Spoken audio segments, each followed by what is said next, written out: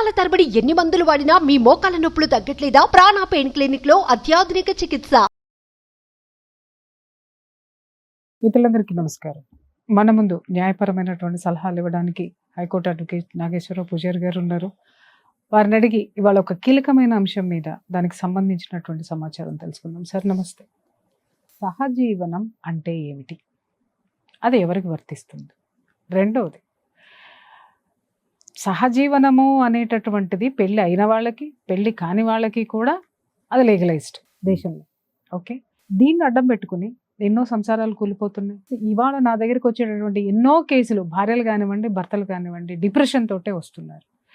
ప్రతి ఒక్కళ్ళు చెప్పేది ఏంటి అని అంటే, మేడం ఎందుకమ్మా మీరు గట్టిగా నిలదీసి అడగచ్చు కదా అని అంటే, వాళ్ళు చెప్పేటటువంటిది ఏంటంటే, సుప్రీంకోర్టే ఈ తీర్పు చెప్పింది, ఎక్కడ పోతావు పో, ఏం పీక్కుంటావు పీక్కో, ఏం చేయగలుగుతావు చెయ్యి, ఇలాంటివి వింటున్నారు.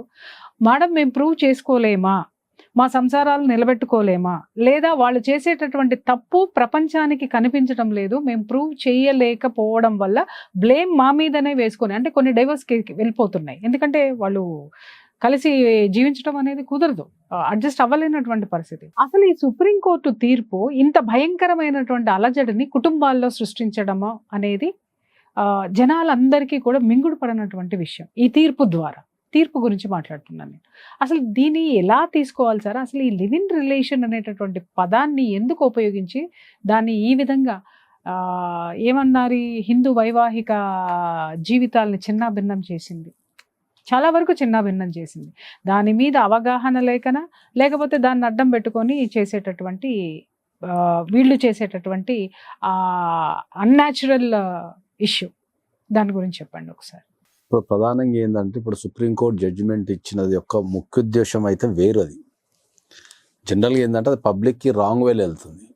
ఆ జడ్జిమెంట్ని కరెక్ట్గా చెప్పగలిగే అంత, అంటే ఆ జడ్జిమెంట్ యొక్క సోల్ ఉంటుంది కదా, ఆ సోల్ రాంగ్లో వెళ్తుంది అసలు. యాక్చువల్లీ ఒక సుప్రీంకోర్టు దేశంలో అత్యున్నత న్యాయస్థానము ఒక తీర్పు కనుక ఇస్తే, ఆ తీర్పు ఇచ్చే ముందు దేశంలో ఉన్న పరిస్థితులు, సమాజంలో ఉన్న పరిస్థితులు ఇవన్నీ గమనించిన తర్వాత, ఎందుకంటే ఒక తీర్పు అనేది దేశ వ్యవస్థ మీద, అది కల్చరల్ కావచ్చు, ఆర్థికంగా కావచ్చు, మానసికంగా కావచ్చు, ఇవందరూ ఇంపాక్ట్ అవుతుంది. కాబట్టి ఇవన్నీ ఆలోచించిన తర్వాత ఒక తీర్పు డెలివరీ చేయడం అనేది జరుగుతుంది.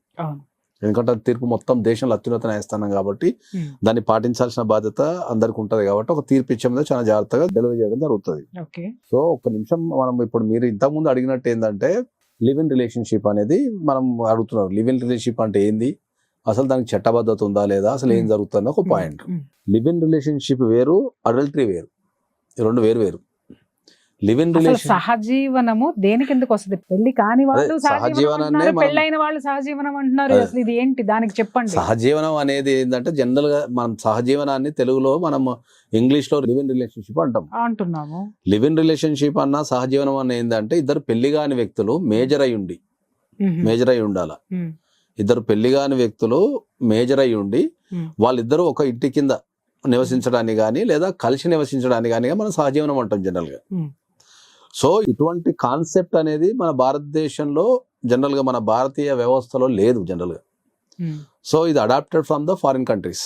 అంతే కదా. ఎందుకు adapted from the foreign countries అంటే ఏంటంటే, మెట్రోపాలిటన్ సిటీస్ పెరిగినప్పుడు, ఎప్పుడైతే ఇప్పుడు బాంబే లాంటి సిటీలు కానీ, ఢిల్లీ లాంటి సిటీలు కానీ, కలకత్తా లాంటి సిటీలు కానీ పెద్ద విస్తీర్ణం అయిపోయిన తర్వాత ఏంటంటే, మనం పబ్లిక్ని మానిటరింగ్ చేయడం అనేది చాలా కష్టం అవుతుంది. ఈ మానిటరింగ్ చేయడం అనేది కష్టమైనప్పుడు దాని నుంచే రకరకాల కల్చర్స్ కానీ, రకరకాల వ్యవస్థలు కానీ పుడుతుంటాయి. ఇప్పుడు ఒక కుగ్రామం ఉందనుకుందాం, లేకపోతే ఒక గ్రామం ఉందనుకుందాం, లేకపోతే ఒక మండలం ఉందనుకుందాం. ఒక మండలంలో ఏ వ్యక్తి కానీ, ఒక నార్మల్ సిటీలో ఒక 2 టైర్ 3 టైర్ సిటీలు అంటే మనకు జనరల్గా ఇప్పుడు సిద్దిపేట లాంటి గ్రామాలు కానీ, లేకపోతే ఇప్పుడు ఇంకా కరీంనగర్ కానీ, అంతకంటే కొన్ని చిన్న గ్రామాలు ఉంటాయి అనుకుందాం. అట్లాంటి గ్రామాలలో ఎవరు లివ్ ఇన్ రిలేషన్షిప్ ఉండలేరు. ఉంటే ఉండనివ్వరు సార్, అదే అంటున్నా, ఉండలేరు. ముందు అక్కడ సంఘం, సమాజం ఎవరు అంటారు, ఎక్కడి నుంచి వచ్చినావు అంటారు, ఇవన్నీ రకరకాల అక్కడ ఇన్ఫర్మేషన్ అనేది ఈజీగా యాక్సెస్ అవుతుంది. సో ఈ లివ్ ఇన్ రిలేషన్షిప్ అనేది ఎక్కడ ఉంది, మనకు మెట్రోపాలిటన్ సిటీస్ లో మాత్రమే ఉంది. మెట్రోపాలిటన్ సిటీస్ లో ఎందుకు ఉంది అంటే, మనకు సిటీస్ అనేది విపరీతంగా పెరిగిపోయి, అవసరాలు పెరిగిపోయి, ఒకరిని పట్టించుకోలేంత ట్రావెలింగ్ చేసుకుంటా, రకరకాల ఇబ్బందుల వల్ల, రకరకాల వ్యాపారాల వల్ల ఒక ఎదుటి వ్యక్తి గురించి ఆలోచించేంత ఓపిక తిరగలేకపోవడం నుంచే ఇవి పుట్టినాయి, ఈ లివ్ ఇన్ రిలేషన్షిప్ అనేది పుట్టినాయి. ఒక్క మాట నేను అడుగుతాను సార్, ఇప్పుడు మీరు చెప్పినటువంటి ఆ విలేజ్ కానివ్వండి, ఆ మండల్, ఆ ఏరియా ఒక దాన్ని ఏమనాలి, అటువంటి ప్రాంతాల్లో ఉన్నటువంటి ఆ మానవతా విలువలు కానివ్వండి, లేకపోతే మానవతా విలువలు అనటం కంటే మానిటరింగ్ అంటాం దాన్ని. మానిటరింగ్ అంటే ఏంటంటే ఇప్పుడు మా ఊర్లో ఏది ఒక చిన్న విషయం జరిగినా మానిటరింగ్ ఉంటుంది ప్రతి ఒక్కరికి. ఏంటి ఏం జరిగింది, ఇప్పుడు ఒక ఊరికి ఒక కొత్తోడు ఊరు మొత్తం తెలిసిపోద్ది.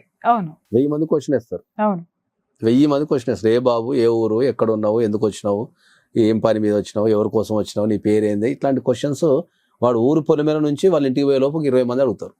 హైదరాబాద్ సిటీలో మన పక్కింటికి కూడా వచ్చినా కూడా నాకెందుకు లేదు తలపేసుకుంటాం, అంతే అంతే. ఇంక వాడిని ఎందుకులే, వాడిని మనం అడిగితే ఎంతమంది ఉంటున్నారో కుటుంబంలో కూడా తెలియదు. ఇప్పుడు మీకు ఒకటి ఖచ్చితంగా చెప్పాలంటే ఏంటంటే, మనం ఇంతకుముందు మాట్లాడుకున్నప్పుడు ఏంటంటే చాలా సందర్భాలలో అంటే అప్పుడప్పుడు నాకు అనిపిస్తుంటది, నాగరికత ఏ రేంజ్కి ఎదిగిందంటే ఒకప్పుడు మనం ఇల్లు కట్టుకునేటప్పుడు అందరు రావాలని కట్టుకుంటుండే, ప్రతి ఒక్కరు నా ఇంటికి రావాలని విశాలంగా ఉండి ప్రతి ఒక్కరు ఆహ్వానిస్తుండే.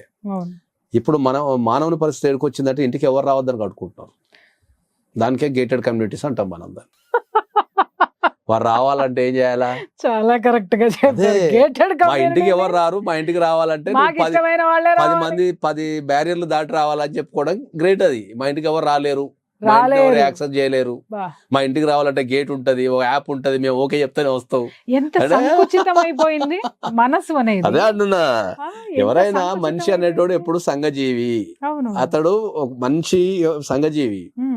ఈ మధ్య కాలంలో నేను చాలా రీసెర్చ్ చేసిన తర్వాత అర్థమైంది ఏంటంటే, ఈ మానసిక రోగాలు కానీ, ఈ ఇల్లీగల్ కాంటాక్ట్స్ కానీ, ఇంక ఏ ఇతరమైన సమస్యలు కానీ మనిషికి సంఘజీవి కాకపోవడం వల్లనే ఏర్పడుతున్నాయి. వాస్తవం.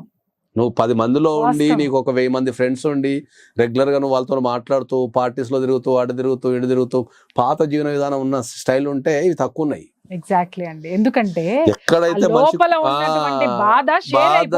అయిపోతుంది, కష్టం వచ్చినప్పుడు ఇంతమంది ఉన్నారని ఒక ఫీలింగ్ తో సగం దృఢం అయిపోతుంది, ఆ ఎనర్జీ లోపలికి వస్తుంది. ఇప్పుడు ఏమైనా ఒంటరి అయిపోయి నాన్న కాపాడేటోడు సింగిల్ పర్సన్ చూసుకుంటారు, సమాజం గురించి కాకుండా. అదే ప్రేమ అనుకోనో, లేకపోతే అదే కాపాడతారు అనుకోనో, లేకపోతే ఇదే ప్రేమ అనుకోని దీనిపైన ఇవన్నీ జరుగుతున్నాయి మనకి. చాలా కరెక్ట్ వర్డ్ ఇది. కాబట్టి మనకు ఈ లివ్ ఇన్ రిలేషన్షిప్ అనేది ఎప్పుడైతే ఏమవుతుంది అంటే ఏంటంటే, ఇద్దరు వ్యక్తులు కలిసి జీవించడానికి మనం లివ్ ఇన్ రిలేషన్షిప్ అంటాం. దాంట్లో ప్రధానంగా ఏమవుతుంది అంటే కోర్టులు, ఎందుకంటే కోర్టుకు కూడా ఏముంటుంది అంటే ఏంటంటే కొన్ని తప్పని పరిస్థితులలో కొన్ని కంట్రోల్ చేయలేం మనం. అందుకని నేను కొన్ని వందల సందర్భాలలో భారతదేశం ఇప్పుడు ప్రపంచవ్యాప్తంగా భారతదేశంలో లా అనేది పాపులర్ కాకపోవడానికి ఒకటే ఒక కారణం.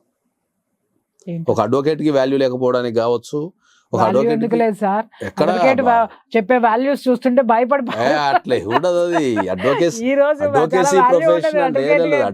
ప్రొఫెషన్ అనేది కంపారిజన్ టు ఆల్ ప్రొఫెషన్ ఇండియాలో కొద్దిగా తక్కువ వాల్యూ ఉంది కంపారిజన్ టు. ఎందుకంటే మేము అడ్వకేసీ ఫీల్డ్ కూడా చెప్తున్నాం కాబట్టి చెప్తున్నా. ఎందుకు లేదు అడ్వకేసీకి అంటే ఏంటంటే, భారతదేశంలో మనం మోరల్స్ కి వాల్యూ ఎక్కువ ఇస్తాం. ఓకే, మోర్ దెన్ ద చట్టం, మోరల్స్ కి వాల్యూ ఇస్తాం. ఇది వాస్తవం. ఓకే, చట్టానికి ఎప్పుడు ఎక్కువ వాల్యూ ఇయ్యం మనం, అన్లెస్ అంటే అది పీకల మీదకి వచ్చిన తర్వాత అప్పుడు చట్టం మాట్లాడతాం. అప్పటిదాకా మనం మోరల్స్ కే వాల్యూ ఇస్తాం. మనం మోరల్స్ గానీ, సాంప్రదాయాలు గానీ, కట్టుబాట్లు గానీ వీటి మీదనే సగం 80% కంట్రోల్ చేసేస్తారు. అర్థమైందా? 80% ఇవన్నీ మన సనాతన ధర్మంలో ఎప్పటి నుంచో ఉన్నాయి, అంటే మన హిందూ ధర్మంలో ఎప్పటి నుంచో ఉన్నాయి ఇవన్నీ. ఎవరన్నా ఒక కొత్త అమ్మాయి ఇంటికి వచ్చినప్పుడు భార్య భర్తలున్నప్పుడు అన్నయ్య అని వరుస కలిపేస్తారు. దట్ ఇస్ ద కాల్డ్ ఏందది, ఏ ఉద్దేశంతో చూడొద్దు. ఓకే, ఒక అమ్మాయి అందంగా ఉన్నా అక్కడే ఉండు, నీ చెల్లెలు రావద్దు అని ఒక చెల్లెలు వరుస కలిపేస్తారు. ఎందుకు కలిపేస్తారు అంటే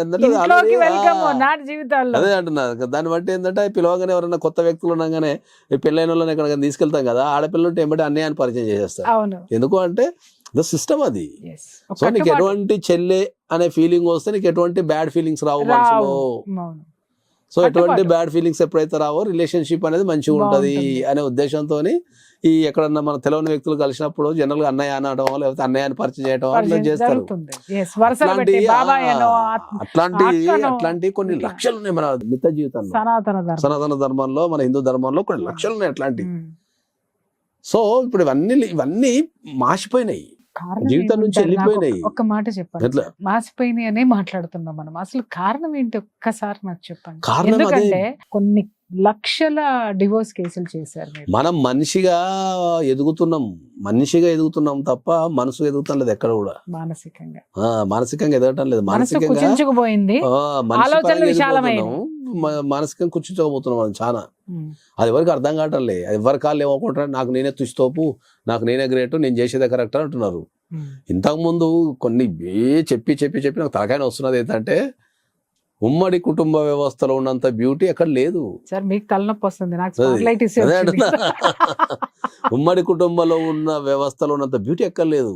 Yes. ఇప్పుడు ఒక ఇంట్లో ఒక ఆడపిల్ల తప్పు చేసినా, ఒక మగపిల్లగాడు తప్పు చేసినా, ఇంట్లో ఏమైనా ప్రాబ్లం ఉన్నా మానిటరింగ్ సిస్టమ్ ఉంటుంది ఉమ్మడి కుటుంబ వ్యవస్థలో. అవునండి. ఏదైనా సమస్య వచ్చినప్పుడు దాన్ని అప్పుడే ఐడెంటిఫై చేస్తారు. ఏదైనా Exactly. తప్పు జరిగితే దాన్ని అప్పుడే కూర్చోబెట్టి ఎక్స్ప్లెయిన్ చేస్తారు. అవును.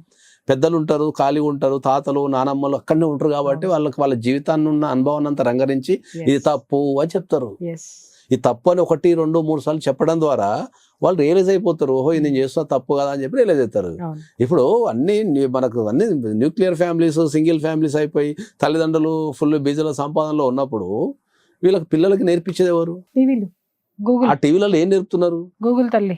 ఏం నేర్పుతున్నారు? గూగుల్ తల్లి కానీ అంటే టీవీలో వీడికి ఏం ఏం నేర్పుతున్నారు? నేర్చుకోవాలనిపిస్తే అది ఏం నేర్చుకుంటారు. నేర్పుతున్నారు? అదే అంటున్నారు కదా, వాళ్ళకి నచ్చింది చేసుకుంటున్నారు అంతే. Yeah. కాబట్టి లివ్ ఇన్ రిలేషన్షిప్ అనేది వాళ్ళు దాన్ని ఇప్పుడు కోర్టు కూడా ఎందుకు యాక్సెప్ట్ చేస్తా అంటే దే కెన్ కంట్రోల్. చట్టం ఏం చెప్తుంది? ఇద్దరు మేజర్లు ఉన్న వ్యక్తులు చట్టబద్ధంగా కలిసి ఉండొచ్చు. చట్టం అది. నీకు నచ్చిన వ్యక్తితోని కలిసించే హక్కు నీకుందనే చట్టం. మొరల్ ఏం చెప్తుంది? పెళ్లి కాకుండా నచ్చిన వ్యక్తి అయినా సరే పెళ్లి కాకుండా కలిసి ఉండొద్దని మొరల్ చెప్తుంది. ఆ పాయింట్ కి ఈ రెండింటి మధ్యలో పంచాయతీ ఇప్పుడు ఇవన్నీ అన్నాడు. ఈ రెండింటి మధ్య అదే పంచాయతీ రాబోతున్నా నేను. ఈ రెండింటి మధ్య పంచాయతీ మీకు తెలుసు, నాకు తెలుసు. చట్టానికి మొరల్ కి మధ్యలో పంచాయతీ ఇప్పుడు మనం చూసే కేసులన్నీ. ఎగ్జాక్ట్లీ. ఇక్కడ మనం ఎక్కువ గమనించింది ఏంటంటే సార్, దీంట్లో లివ్ ఇన్ రిలేషన్షిప్ లో ఉన్నప్పుడు వీళ్ళన్నీ కూడా ఏం మాట్లాడతారు అని అంటే, ప్రపంచానికి సంఘానికి ఎదురెళ్తే ఏమవుతుంది అనేటటువంటి నిర్లక్ష్య ధోరణి వాళ్ళలో ఉంటుంది. విపరీతమైనటువంటి స్వేచ్ఛను ప్రోత్సహించేటటువంటి మాటలే వాళ్ళకు ఉంటాయి.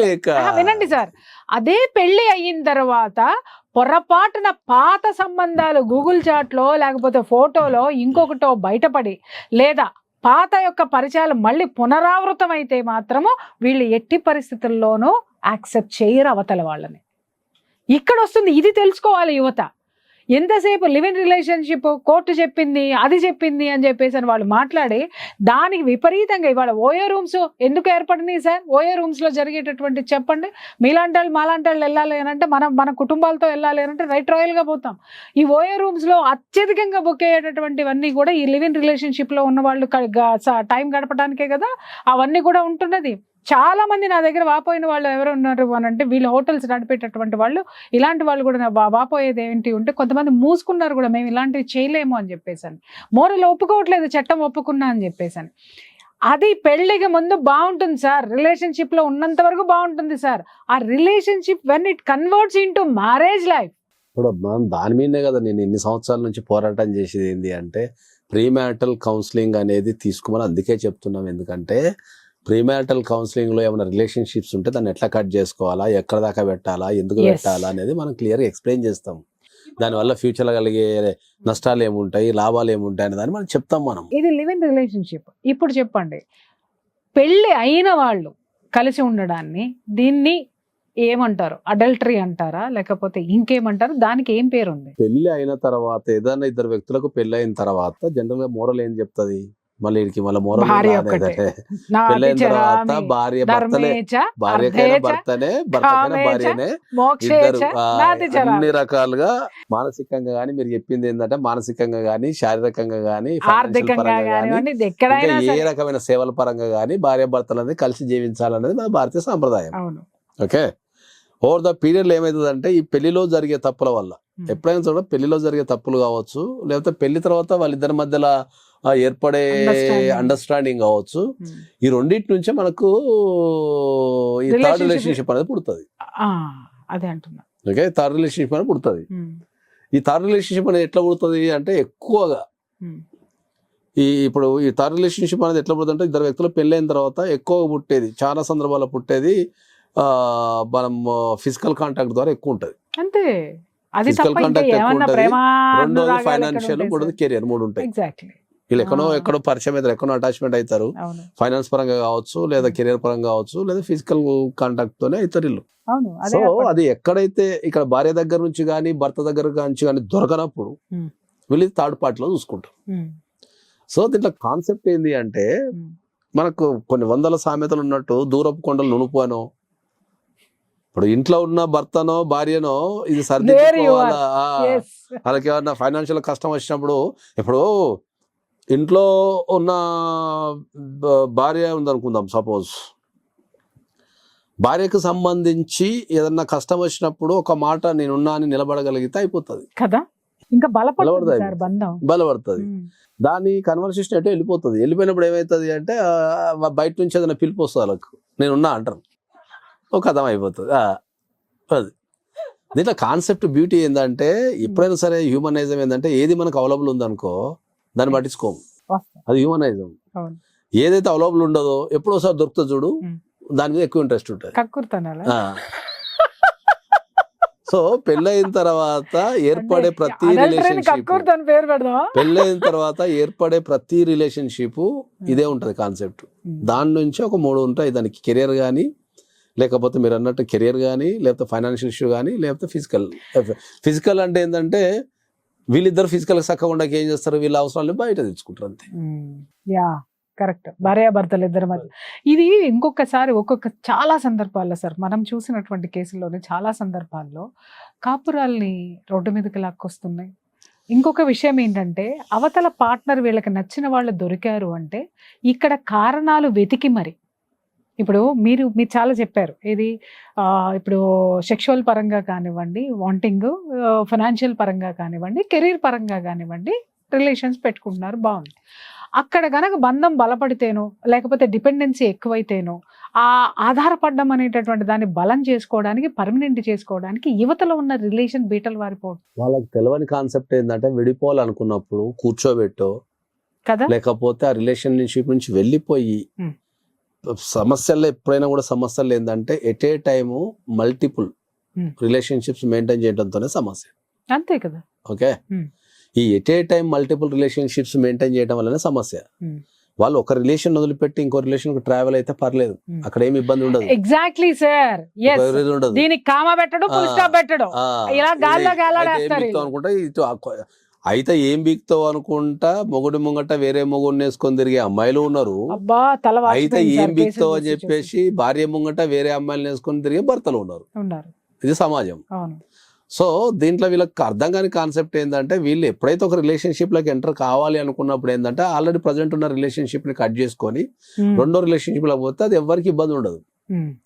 సో వీళ్ళు ఏంటంటే వీళ్ళకు ఆలోచించే శక్తి కానీ దాన్ని ఎగ్జిట్ అయ్యే విధానం కానీ తెలవక ఇది గాలి కొదిలేసి మీరు అన్నట్టు ఎంట్రీలో చచ్చిపోతూ ఉంటారు దీంట్లో. సో దానికి ఒకటి వీళ్ళకి యాడ్ ఆన్ ఏంటి అని అంటే సుప్రీంకోర్టు తీర్పు. ఇప్పుడు మనం అక్కడికి వచ్చాం, సుప్రీంకోర్టు తీర్పు. అసలు ఇప్పుడు నేను అడుగుతున్నాను చెప్పండి సార్, ఇప్పుడు ఇంత సుదీర్ఘంగా అద్భుతమైనటువంటి విషయాలు మనం మాట్లాడుకున్నాం, దీంట్లో ఇప్పుడు ఈ సుప్రీంకోర్టు యొక్క తీర్పు మంచి చేస్తుందా చెడు చేస్తుందా అంటే ఎలా తీసుకోవాలి అసలు దీన్ని? సుప్రీంకోర్టు తీర్పు గురించి చెప్పాలంటే ఏంటంటే సుప్రీంకోర్టు అది చెడు కదనో లేకపోతే మీకు స్వేచ్ఛలు ఉన్నాయనో లేకపోతే ఎక్స్ అనో వై అనో జెడ్ అనో సుప్రీంకోర్టు తీర్పు ఇయ్యలే. సుప్రీంకోర్టు తీర్పు ఇచ్చింది ఏంటంటే సమానత్వము, ఒక వ్యక్తిగత స్వేచ్ఛ, సమానత్వము, వ్యక్తిగత స్వేచ్ఛ అండ్ ఇతర అంశాల మీద మాత్రమే సుప్రీంకోర్టు తీర్పిచ్చింది. నేను చెప్తున్నా చెడు ఎప్పుడైనా ఈజీగా అట్రాక్ట్ అయితే అన్నట్టు సుప్రీంకోర్టు ఇచ్చింది ఏంది అంటే అడల్టరీ అనేది ఓన్లీ మనకు ఇంతకుముందు లేడీస్ మీదనే ఫైల్ అవుతుండే కేసు. అవును, ఇప్పుడు మరి లేడీస్ మీద ఫైల్ అయినప్పుడు మరి మొగుళ్ళ మీద కూడా పెట్టాలి కదా. ఎందుకు పెట్టలేదు సార్? అందుకే ఈ మొగుళ్ళ మీద పెట్టినప్పుడు మరి ఆడల మీద పెట్టడం ఎందుకని తీసేసింది. అంటే మొగోడు చేస్తున్నాం అడల్టరీ కాదు, ఆడది చేస్తే అడల్టరీ నా సమానత్వం ఉండాలి కదా. మరి చట్టంలో మన అన్ని సమానత్వం ఉండాలి కదా అని అన్నప్పుడు మరి ఏళ్ళ మీద కూడా కేసులు పెట్టాలని చెప్పి పెట్టాలి కానీ ఎంతవరకు సమంజసం? ఇది ఇక్కడ పురుషాధిక్యత చూపించినట్టు కదా. సంవత్సరాలు లేడీస్ అయితే మాత్రం మగవాడి మీద పెట్టాల్సి వస్తే ఎత్తేస్తారా? అట్లే ఉండదు, అట్లా ఎత్తేసడం ఉండదు. ఒక సమస్య వచ్చినప్పుడు దాని మీద ఎవరైనా స్పందిస్తారు. సమస్య రానంత కాలం ఒక చట్టం ఏర్పడుతుంది, ఆ చట్టం ఏర్పడిన తర్వాత దాని మీద ఏదైనా సమస్య వచ్చింది అనుకో అందరూ స్పందిస్తారు. సో ఇప్పుడు అది ఒక కోణంలో చూడొద్దు, దాన్ని ఆడోళ్ళ మీద పెడుతున్నారు మొగల మీద పెడతలేరు కాకుండా దాంట్లో జనరల్గా చెప్పాలంటే ఏంటంటే మీకు దానికి కరెక్ట్ ఏంటంటే ఇప్పుడు ఏ, మనకు ఇప్పుడు అబ్బాయిలు ఉన్నారు అనుకో, ఇప్పుడు పెళ్లి చేసుకున్న అమ్మాయిలలో ఇప్పుడు పరిస్థితి అంటే ఇప్పుడు కొద్దిగా వదిలి పెడతా కానీ పెళ్లి చేసుకున్న అమ్మాయిలలో 70%, 60 to 70% unsatisfied with their physical needs. అది ఉంటది సార్, ఫిజికల్ నీడ్స్ ఉంటది they need to 100%. Sacrifice their physical needs. Entire వాళ్ళ లైఫ్లో ఉన్న ఫిజికల్ నీడ్స్ అన్ని త్యాగం చేసేసి అమ్మాయిలు కుటుంబం కోసము, పిల్లల కోసము, Obviously. అందరి కోసం త్యాగాలు చేస్తుంటారు కదా. ఆబ్వియస్లీ. మరి వాళ్ళు కూడా ఒక మనిషే కదా. మరి ఏ కారణం చేతనైనా వాళ్ళకు ఒక ఫిజికల్ నీడ్ వాళ్ళ లైఫ్ లో ఫిల్ కానప్పుడు మరి వాళ్ళకున్న రైట్ ఏంది, వాళ్ళు ఎందుకు ఉండాలా అనే దాని నుంచి సుప్రీంకోర్టు దాని ముఖ్య ఉద్దేశం. జనరల్ గా సరే మీరు వందల మంది ఉన్నారు, మీరు వందల మంది. ఇక్కడ ఒక చిన్న క్వశ్చన్, ఇక్కడ నేనేమంటానంటే ఇప్పుడు ఆ ఉద్దేశంతో సుప్రీంకోర్టు పెట్టింది బాగుంది. ఇప్పుడు కానీ ఆ దీన్ని విధంగా- ఇది ఎలా మారిందో నేను చెప్తున్నా, నేను అవును. ఫేస్ చేసి చెప్తున్నాను సార్, అవును. నేను చూసి చెప్తున్నా. ఇది ఎలా మారింది అని అంటే సంసారాలు చేసేటటువంటి కుటుంబాల మధ్య ఒక స్త్రీ పెళ్లి అయింది, భర్తతోటి సుఖం లేదు, వాడు చేతగాడు, నాకు ఇంకొకటి కావాలి ఫైనాన్షియల్గా శారీరకంగా అని చెప్పి అతనితోటి బిడ్డను గడి బేఫికర్గా ఇద్దరితోటి ఒకే అపార్ట్మెంట్లో, వినండి సార్, సంసారం చేస్తుంది. రైట్? సంసారం చేస్తున్నప్పుడు సంసారం గుట్టుగా సంసారం చేసుకున్నారా? మీరు అన్నట్టు మెట్రోపాలిటన్ సిటీస్ వదిలేద్దాం, ఎందుకంటే మనం చాలా గొప్పవాళ్ళం కాబట్టి. కానీ ప్రతి నిత్యము పచ్చి బూతులతోటి కొట్టుకొని తిట్టుకొని వాళ్ళ యొక్క ఇల్లీగల్ రిలేషన్ని దరిద్రంగా చుట్టుపక్కల వినపడేటట్టు తాగి కొట్టుకొని నాశనం చేసినప్పుడు నాలాంటి వాళ్ళు అబ్జెక్ట్ చేస్తే వీళ్ళు చూపించే కార్డు సుప్రీంకోర్టు, వినండి సార్, మా బాధలు వినండి సార్, సుప్రీంకోర్టు తీర్పు ఉంది నువ్వు ఎవరితో అడగడానికి, నంబర్ 1. రెండోది ఏంటంటే ద గ్రేట్ చుట్టుపక్కల ఇరుగు పొరుగు వాళ్ళు కూడా మాట్లాడేటటువంటి మేధావినులు మాట్లాడేటటువంటిది ఏంటంటే వాళ్ళ ఇంట్లో వాళ్ళు ఏమైనా చేసుకుంటారండి, ఏం మాట్లాడతాం? ఈ కల్చరు నీ ఇంటి చుట్టుపక్కల, నా ఇంట్లో పెళ్లి కావాల్సిన మగపిల్లలు ఉన్నారు, ఎదుగుతున్న ఆడపిల్లలు ఉన్నారు. వీళ్ళు సమాజాన్ని ఏ విధంగా అర్థం చేసుకుంటారు? ఇద్దరి మధ్య ఉన్నటువంటి రిలేషన్, ఇలాంటి రిలేషన్స్ ఏ విధంగానైనా తప్పు కాదు అనేటటువంటి భావనలోకి పోతే రేపొద్దున నా సంసారం ఏం కావాలా, నా పిల్లలు ఏం కావాలి, నా పరువు ఏం కావాలి, వీటిల్ని మేము ఎలా థ్రెట్ చేయాలి? సుప్రీంకోర్టు మీకు ఓన్లీ క్రిమినల్ కేసు మాత్రమే ఎత్తేసిన అని చెప్పింది కానీ మిగతా మీకున్న ఏ రైట్స్ కూడా సుప్రీంకోర్టు మిమ్మల్ని అది చేయలేదు. ఇప్పుడు నాలాంటి ఇబ్బంది ఎదురైతే సివిల్ రైట్స్ చేసుకోవచ్చు, ఒక ఎక్సెప్ట్ మీరు అడల్టరీ తప్ప మిగతా క్రిమినల్ కేసులు అన్ని పెట్టచ్చు, అన్ని ఉన్నాయి. ఓకే, ఇది దాన్ని ఇది ఎవరికి తెలియదు, ఇది ఎవరికి తెలియదు, ఎందుకంటే నోరు మూసుకుని కూర్చుంటున్నారు. ఇలాంటి ఆడది ఒక్కళ్ళతోటి ఉంటే పర్వాలేదు, చుట్టుపక్కల ఉన్న మొగుళ్ళందరినీ పట్టుకున్నా కూడా ఎవరు నోరు మెదపలేనటువంటి విషయం అన్నమాట. అంటే ఒక్కసారి తుంచేస్తే అయిపోతుంది కదా అని అంటే అది చివరికి కాపురాల్లో కూడా వచ్చేసినా కూడా కళ్ళు తెరవన్నటువంటి గుడ్డి కబోదులు చాలా మంది ఈ ప్రపంచంలో ఉన్నారు. ఎస్పెషల్లీ నాకు తెలిసిన ప్లేస్ ఏరియాలో జరిగిన సంఘటన, నేనే దానికి విక్టిమ్. సో దీనికి ఏం చేయాలా అని అంటే ఏమోనండి, ఏంటండి ఇలా పెదవి విరిచేసి వెళ్ళిపోయిన పురుష పొంగువులు ఉన్నారు, వెళ్ళిపోయిన అబ్బో అది పెద్ద కేసు అది ఇది అని దాన్ని నానాభ్రష్టు పట్టించి మళ్ళీ చివరికి దాంతోటే తిరిగేటటువంటి మగవాళ్ళని నేను చూసా. ఆ భార్యలు ఏం చెయ్యాలి, పక్కన ఉన్నటువంటి నాలాంటి తల్లులు ఏం చేయాలి? నేను రెండు అడిగా మిమ్మల్ని, భార్యలు ఏం చేయాలి? ఇలా రిలేషన్ పెట్టుకున్న ఆడదాన్ని భార్యలు ఏం చేయాలి, నాలాంటి ఆడవాళ్ళు ఏం చేయాలి? భార్యలు ఏమైనా కూడా ఏంటంటే వాళ్ళకు ఒక అడల్టరీ కేసు తప్ప మిగతా అన్ని కేసులు పెట్టుకునే అవకాశం ఇచ్చారు. అడల్టరీ కేసు కూడా మీకు సివిల్ రైట్స్ ఇచ్చారు. మీరు అడల్టరీ కేసును కనుక ప్రూవ్ చేయగలిగితే మీరు ఆస్తిలో వాటాలు తీసుకోవచ్చు, చైల్డ్ కస్టడీ తీసుకోవచ్చు, మంచి మెయింటెనెన్స్ తీసుకోవచ్చు, తర్వాత అన్ని రకాల సివిల్ రైట్స్ మొత్తం ఇచ్చారు. ఓన్లీ ఒక అడల్టరీ కేసులో నువ్వు పోలీస్ స్టేషన్ మాత్రమే వెళ్ళొద్దు అని చెప్పారు తప్ప మిగతా అన్ని రైట్స్ అట్నే ఉన్నాయి. కాకపోతే ఇక్కడ వచ్చే ప్రాబ్లం ఏంటంటే చాలా మందికి చట్టాల మీద అవగాహన లేకపోవడము, కోర్టుకి వెళ్తే న్యాయం జరగదేమో. అందరూ చదువుకున్నోళ్ళే సార్, అందరూ చదువుకున్నోళ్ళే, ఎవరు వస్తారు కానీ ఎవరికి కూడా ఏదో సామెత ఉంది చూసారా, చదువుకున్న వ్యక్తులే ఉన్నారు అనుకుందాం. కోర్టు అంటేనే భయపడేటోళ్ళు ఇప్పటికీ దేశంలో 90% ఉన్నారు సార్. కోర్టు అంటే భయపడతారు కానీ మురుగుంట్లో మాత్రం బతకడానికి మాత్రం ఈ జీవితాలు మాత్రం రెడీ, వాళ్ళకి అదే బాగుంటది కదా. పందులెక్కే ఉంటారు, అంతేగాని సమాజం పట్ల గానీ లేకపోతే కుటుంబాల పట్ల గానీ వీళ్ళకి ఎవ్వరికి కూడా ఏమైనా గౌరవం లేదు సార్. నిజంగా చెప్తున్నా, పురుగులు లెక్క బతుకుతారు వీళ్ళు. ఇప్పుడు ఇంతగానం మనం మొత్తుకునేది ఏంది అంటే ఏంది, సమాజంలో పెళ్లి అనే వ్యవస్థ కానీ రిలేషన్షిప్స్ అనే వ్యవస్థ కానీ చెడిపోయింది. దాన్ని బాగు చేయడానికి నాలాంటి వ్యక్తులు నీలాంటి వ్యక్తులు కంకణం కట్టుకున్నా కూడా జనాలలో చైతన్యం రావడం లేదు. చాలా వచ్చింది సార్. అది చైతన్యం అంటే ఏంది? ఇప్పుడు పెళ్లికి ముందు మనం ప్రీమారిటల్ కౌన్సిలింగ్ తీసుకోమని కొన్ని లక్షల మంది చెప్తున్నాం కానీ వస్తున్నారు. ఇప్పుడు స్టార్ట్ అయింది. లేదు అంతే. సార్ వస్తది. ఇప్పుడు అదే చెప్పేది. నేను కౌన్సిలింగ్ స్టార్ట్ ఎందుకంటే చేసినప్పుడు లక్షలు పెట్టి కోట్లు పెట్టి పెళ్లి చేసుకుంటున్నారు. యా. మొన్న ఒక నాకు తెలిసిన ఒక కేసు వచ్చింది. పెళ్లికి 2.5 కోట్లు ఖర్చు పెట్టారు. 2 రోజులు కూడా లేరు. నేను చెప్పనా 2 రోజులు కూడా లేరు. 15 కోట్లు ఖర్చు పెట్టారు. 2 రోజులు కూడా లేరు వాళ్ళు. హనీమూన్ నుంచి రాగానే అయిపోయింది. 2.5 కోట్లు అంటే ఏముంది చెప్పండి. 100 కోట్లు కట్నం మళ్ళీ. కాబట్టి మనం అనేది ఏంటంటే సుప్రీం కోర్టు తీర్పు ఎప్పుడూ తప్పు కాదు. దాన్ని అర్థం చేసుకునే విధానంలో తప్పు ఉంది. అప్పుడప్పుడు మనం అంటాం కదా మన జనరల్ అయ్యో రామా అంటే విధానంలో తప్పు లేదు సార్. అసలు అర్థమయ్యేటట్టు ఎవడికి వాడికి అన్వయించుకుంటున్నారు అంతే. ఫెసిలిటీ అన్వయించుకుంటున్నారు అంతే. దాన్ని ఎట్లా నేను చెప్పేది ఏంటంటే ఇప్పుడు మీకు అర్థమయ్యే భాష చెప్పాలంటే కరోనా వచ్చినప్పుడు కనుక ఏదైనా అర్జెంట్ ఉంటే పాత తీసుకొని పోవంటే ప్రతి ఒక్కరు అర్జెంట్ పోయి చెప్పుకున్నట్టు ఉంటుంది. ఇది సుప్రీంకోర్టు తీర్పు. ఎవరి కాడే నాకు అర్జెంట్ ఉంది సార్ అని చెప్పేసి పోయినట్టే ఉంటుంది. ఎమర్జెన్సీ కార్డు తీసుకున్నట్టే ఆ తీర్పు ఎవరికాళ్ళు అన్వయించుకుంటారు అంతే. కానీ అది దాని తీర్పు యొక్క ఉద్దేశం అనేది అసలు సుప్రీంకోర్టు తీర్పు ఏం చెప్పింది అనేది దాంట్లో ఏం పాయింట్లు ఉన్నాయి, అసలు ఇది ఎందుకు ఆ కన్క్లూజన్ తీసుకుందని ఒకసారి ఓన్లీ సుప్రీంకోర్టు జడ్జిమెంట్ మీద ఒక వీడియో చేయాలి జనరల్ గా. ఎగ్జాక్ట్లీ దాని ఉన్న బ్యూటీ ఏంది అసలు అది అనేది చెప్పాలి. అందరు సమాజంలో ఏమనుకుంటారు అంటే ఈ సుప్రీంకోర్టు అంతా ఇది చేసింది అది చేసింది అక్కడ. సుప్రీంకోర్టు ఒక జడ్జిమెంట్ డెలివరీ చేసే ముందు ఆ దేశ ప్రజల మీద ఎంత అదైతే చూడకుండా ఏం డెలివరీ చేయరు. That is the point. So final గా మనం చెప్పేది ఏంది అంటే ఎప్పుడైనా కూడా whatever it may be there is a illegal affairs అనేవి ఎప్పటి కూడా డేంజర్. అవి మాసోర్ మెనోస్ కిందకో పైకో ఎక్కడో దగ్గర దెబ్బ కంపల్సరీ తంతది. అది అంటే కొట్టిన తర్వాత ఈలోపు ఏళ్ళు గడిచిపోతున్నాయి సార్. కానీ జీవితాలు నాశనం అయిపోతున్నాయి సార్. ఇప్పుడు మనము సమాజానికి పర్వర్టెడ్ అయిపోతున్నారు జనాలు. ఏం చేస్తాం మరి ఇంకా దాంట్లో ఏం చెయ్యాలి సార్? చెయ్యాలి. సో మీరు చెప్పారు కదా, సో ఈ రోజు జనాలకు అర్థమవుతుంది ఏం చెయ్యొచ్చు అనేటటువంటి విషయం. So thank you so much. విన్నారు కదా ఫ్రెండ్స్, ఇలాంటివి మీ చుట్టుపక్కల మీ జీవితాల్లో చాలా మంది ఆడవాళ్ళు మగవాళ్ళు కూడా ఫేస్ చేస్తున్నటువంటి ప్రాబ్లం అడల్టరీ, అలాగే అక్రమ సంబంధం అని కరెక్ట్గా మన యొక్క తెలుగు వర్డ్ అది.